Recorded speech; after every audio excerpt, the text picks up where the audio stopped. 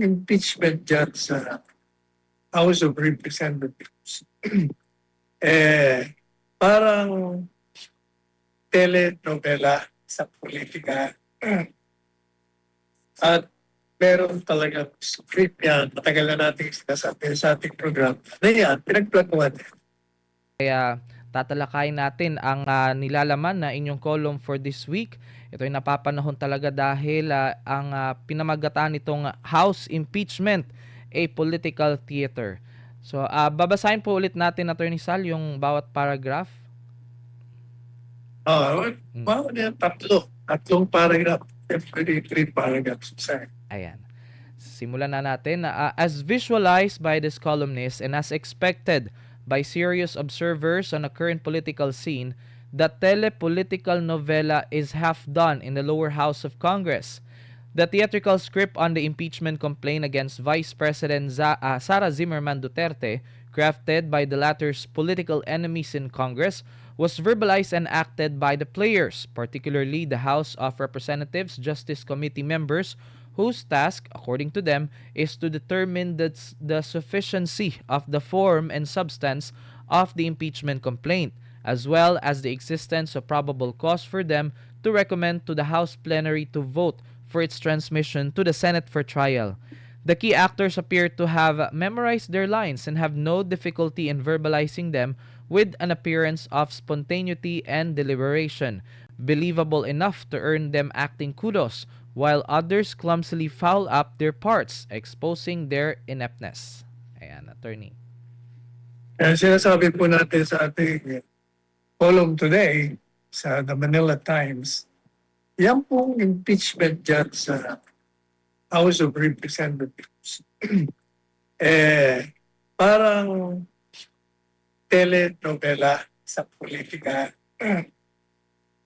At meron talagang script yan. Matagal na natin sinasabi sa ating program. Ano yan? Pinagplanuhan. Kaya yung mga aktor at mga actress dyan, may kanya-kanya ng mga linya na dapat nilang sabihin sa pelikulang yan, o sa drama yan, o sa stage play na yan. At ang bawat isa, mukha namang memoryado ang mga linya nila. At alam na nila kung ano ang mga sasabihin nila. Magagaling. Yung mga iba naman, siguro mahihina. Mahihina yung mga kokote. Kaya nagkakanda sila ang kanilang mga linya. Pamali-bali. Pero maliwanag pa rin na ito ay ginawa ng mga kalaban ni VP Sara dyan sa Kongreso. At alam naman natin na layunin talaga, wala namang iba. Kung hindi tanggalin siya sa pagka-vice presidente sapagkat siya under the rule of succession sa Ligang Batas, ang papalit sa presidente, ano man ang mangyayari sa kanya. Kaya yan talaga, maliban pa dun sa kailan na yun, gusto talaga nilang tanggalin si VP Sara bilang kandidato sa Pangunahan. Yan o talaga ang political script na tinatawag. Nobela, may gumawa niyan. Kaya kailangan talaga bawat mga papel na gagampanan ng mga kasama sa pagplano at pagsira kay Sara ay kailangan gawin nila. Kundi mabupulilyasa sila. Pero sa ngayon, mukha naman ito okay ang palabas kahit nagwawala yung iba. Ayan. At mababasahin na po ba natin yung sumunod na paragraph, Attorney Sal? Sige. Ayan. The political drama, of course, refers to how they will execute the political plan to impeach the Vice President to remove her from succeeding to the presidency according to the constitutional rules on succession, and more importantly, to permanently bar her from being a candidate in the 2028 presidential election, given that credible surveys place her as the runaway winner in the forthcoming electoral battle for the highest office. Consistent with this political stage play, the Justice Committee members, except for one solitary dissenter, unanimously voted to declare the impeachment complaints against VP Sara as sufficient in form and substance, despite the fact that no ultimate facts have been averred, and even if the allegations in the impeachment complaints are assumed to be true, they do not constitute impeachable grounds. Up to the end, notwithstanding the absence of any accompanying proof attached to the impeachment complaints, whether documentary or testimonial, the absence of which constitutionally requires them to dismiss the said complaints for lack of probable cause, they proceeded to conduct what their chairperson called as a mini trial. But after being heavily criticized for making this designation, it was changed to preliminary investigation. The committee conducted the irregular process of obtaining evidence by issuing subpoenas duces tecum and ad testificandum even without the complainants requesting for their issuance, and by such process effectively helping the complainants support their complaints, apart from violating the bank secrecy law, which compelled the defense team of VP Sara to file a petition for certiorari before the Supreme Court to abort the unlawful exercise. And Tuloy mo na. Tuloy mo. sige. To complete the cast, the supporting actors from the Bureau of Internal Revenue and the Anti-Money Laundering Council cashed in their presence and performed their assigned parts. The Bank Secrecy Law or Republic Act 1405 prohibits inquiring into or disclosing bank deposits, example, savings, current and time deposits, including foreign currency deposits. Under this law, the banks and their employees are prohibited from disclosing deposit information. The Anti-Money Laundering Act or AMLA, RA 9160, prevents money laundering, protects bank account integrity, and criminalizes unlawful activities. It secures the confidentiality of bank records by prohibiting the AMLAC and its secretariat to reveal, in any manner, information known to them by reason of their office without court authorization. The Bureau of Internal Revenue or BIR is obligated to secure the confidentiality of the statement of assets, liabilities, and net worth or SALN under the Data Privacy Law or RA 10173. Despite the prohibitions imposed by the aforementioned laws, the Justice Committee compelled the officials of the said agencies to reveal bank records and on cue disclose them. On the basis of these prohibited disclosures, members of the Justice Committee voted unanimously in finding probable cause in the impeachment complaints. The other half of the political script against VP Sara is to be executed in a plenary voting in the House. Judging from the demeanor of the lawmakers, unless an unforeseen political catastrophe occurs that threatens their hold on power, it is almost a certainty that one-third vote requirement for transmission of the articles of impeachment to the Senate will be accomplished, thereby completing the other half of the political subterfuge. The added bonus to this politically deceptive play is the tempting opportunity for free media mileage for the players to enhance their chances for either their re-election bids or pursuits of higher office. It is also a platform for the detractors of VP Sara to dish out more black propaganda against VP Sara and former President Rodrigo Duterte. The impending Senate trial is an altogether different venture. Unlike their colleagues in the lower chamber, they cannot just be herded and follow the bidding of the masterminding power holders.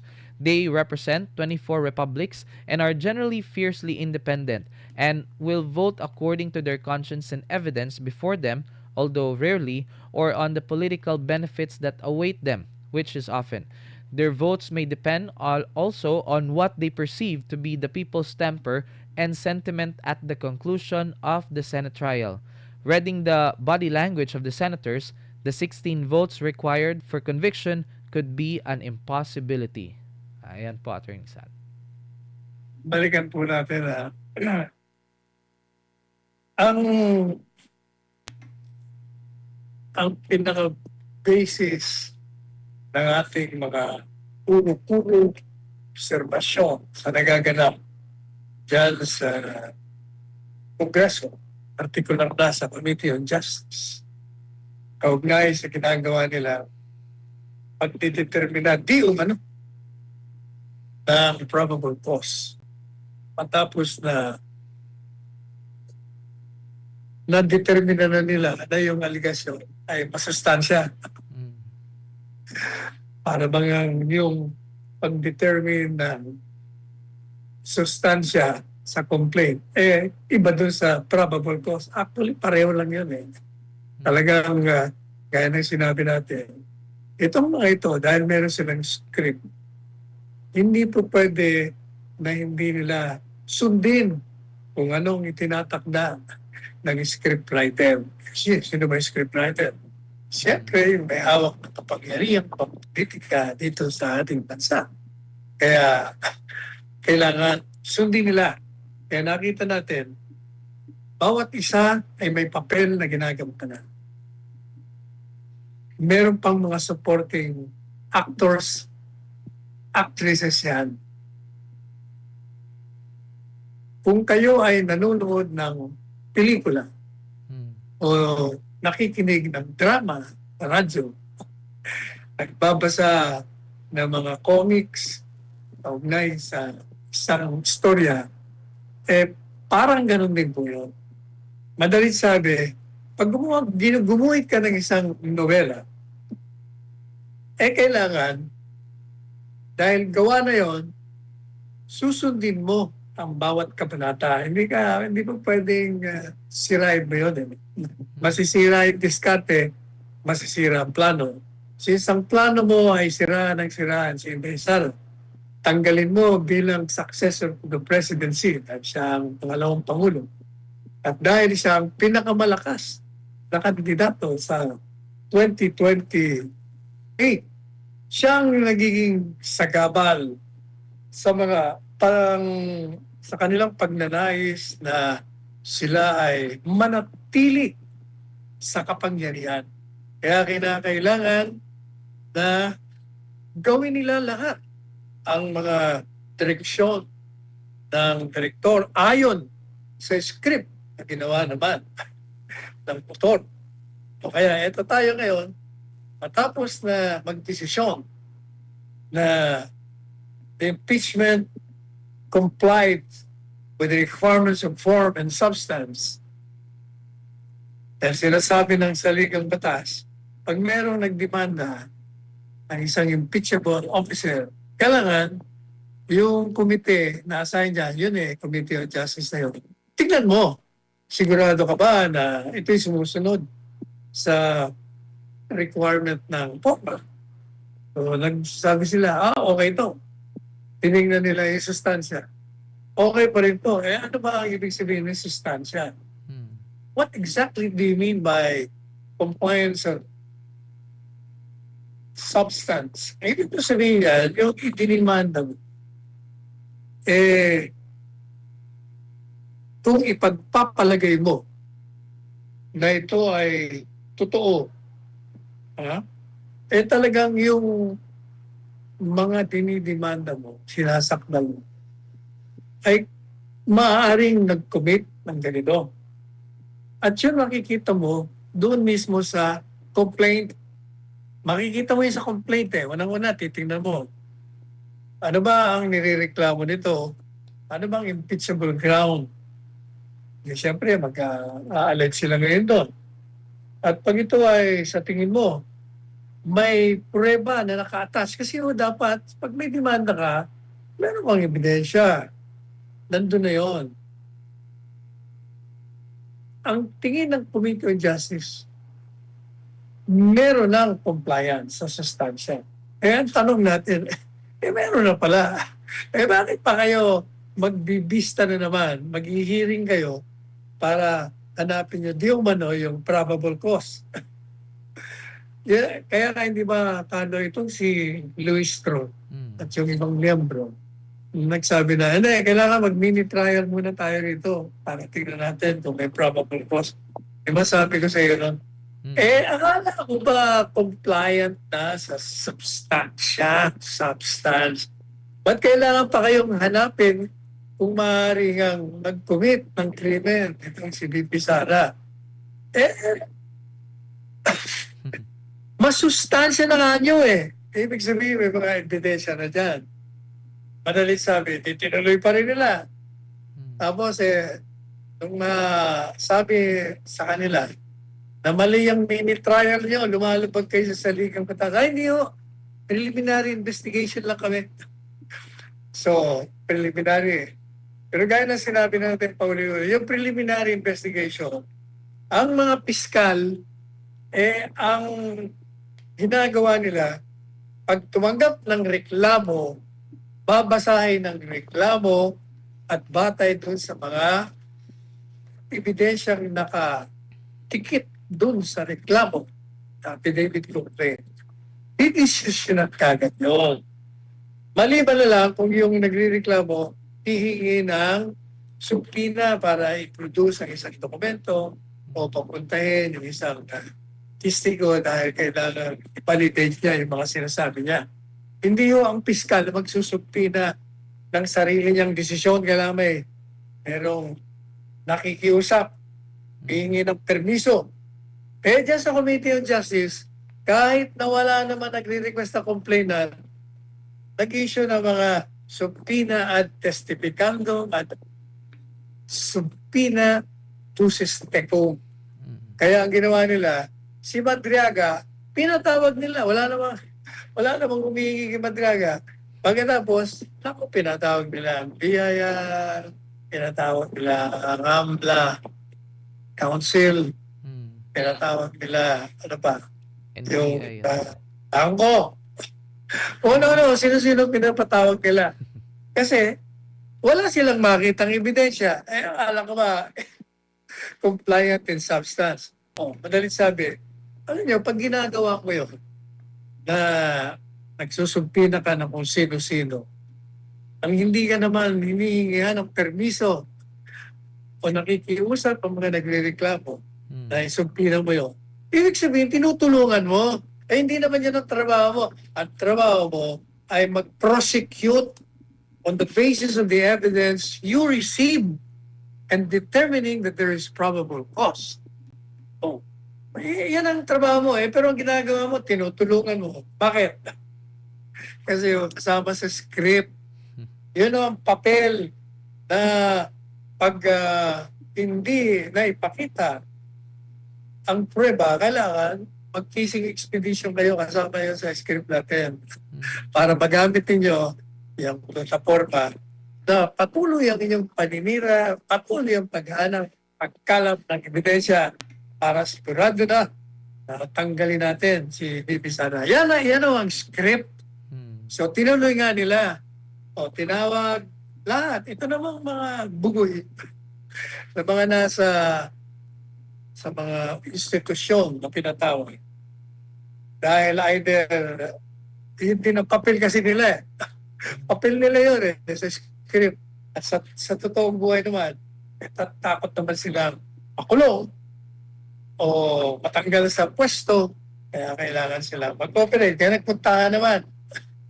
At kahit na under the Bank Secrecy Law, bawal ang magbigay ng impormasyon ang bangko at ang mga empleyado ng anumang nakalagay dyan sa account mo. Yung pera, yung bilang ng pera, kailan ka nag-deposito, kailan ka nag-withdraw, kailan ka naglagay. Bawal mo yun. Ganon din po sa anti-money laundering. Bawal actually. Sa BIR, yung SALN, bawal din yun. Pero kahit nga bawal, dahil yun na nasa script, tinuloy nila. Kaya nakita natin, yun ang nangyari. Kaya ano pong sabi natin, sa ngayon, yung script, kalahati na ang isa katuparan. Naganap na. Kasi kahit na walang ebidensya, ang ginawa po nila ay nagbigay na sila ng rekomendasyon sa House Plenary. Tatanggol nila ngayon yung kanilang rekomendasyon na ibigay na sa Senado para magkaroon ng paglilitis. At yung pong plenary naman ay magbobotohan. Kaya yung kalahati ng script tapos na. Kasi yung kalahati ay tumutukoy lamang yun doon sa gagawin niya sa Committee on Justice. Pag natapos sila sa Committee on Justice, yung botohan naman ng mga miyembro ng Kamara de Representante, yun ang kalahati. Pero dahil ang script ay kailangan ituloy ninyo, puntuhan nyo, makukuha nila yung totoo. Yan ang nasa kinakang nobela eh. Mm. Kaya sabi nga ho natin, yung dating 200, alam mo yun, 215, Yes. hindi nila makukuha yun. Pero yung 1/3, 106 yata yun, makukuha pa rin nila. Napaka malaking milagro na lang kung hindi nila magawa yun. Kaya sabi natin, pag nangyari naman yun, di tapos na Mm. yung political script. Pagdating naman sa Senado, iba ang labanan doon. Iba ho kasi it's a different animal. Dahil doon, hindi kagaya ng mga nandyan sa Kongreso na kayang-kayang hilahin, kayang-kayang takutin, kayang-kayang bayaran. Itong mga senador, medyo may kanya-kanya itong republika eh. Meron silang mga kaharian na sila, mga hari. Kaya mahihirapan. Kaya pagdating sa Senado, magkakaroon ng paglilitis. At pagkatapos ng paglilitis, magbubutuhan sila. Magdidesisyon. Yung iba, bihirang-bihira yung sasabihin natin na buboto ako sa batay sa ebidensya o kawalan ng ebidensya. Kasi kung yun lang ang susunod, dismiss na kagad yun dahil wala nga ebidensya. I-discuss na natin yan kung bakit wala. Mm. Yung iba naman, boboto yan, at depende sa kanilang loyalty, kanilang mga partido.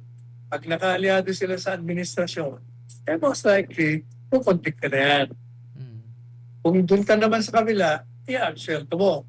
Pero, ang konsiderasyon talaga, ang pinaka-konsiderasyon, yung kapakanan ng boboto. Makakasira ba sa kanya pag bumoto siya ng conviction? Makakabuti ba sa kanya kung bumoto siya ng acquittal? Kasi depende ho sa klima ng politika sa ating bansa sa panahon na magbobotohan sila. Pag nakita nila na galit ang taong bayan at ayaw talaga ng conviction, hindi mo mapabuboto yan ng conviction. Maliban doon sa mga pusakal na kontra kay Inday Sara. Di ba? Manggit natin, 4 sa kanila, sigurado conviction yun. Pero yung mayoriya na mga tagahanga, lantad at sikretong mga tagahanga ni dating Presidente Duterte at sa katotohanan na talagang ayaw ng taong bayan ang impeachment na yan, hindi para pakinggan ang kanyang panig. Bakit si Inday Sara naman gusto niya rin na humarap sa impeachment trial dahil inosente siya eh. Kayang-kaya niya na libain kung anumang ebidensya na puro namang kasinungalingan ang ilalatag sa kanya. Ready siya. Pero ang tao, dahil nga sa nangyayari sa ating bansa, matagal na tayo naghihirap. Matagal nang nagtataas ang presyo ng langis, ng lahat ng bilhin, bago pa magkadigma dyan sa gitnang silangan. Madalit sabi, hindi nagawa ng gobyerno ang dapat na gawin nila. Mm.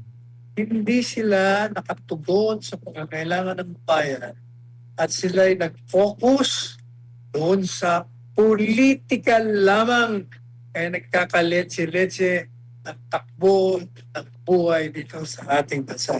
Kaya sabi natin, batay doon, nababasa natin yung mga galaw nila, yung conviction maramo.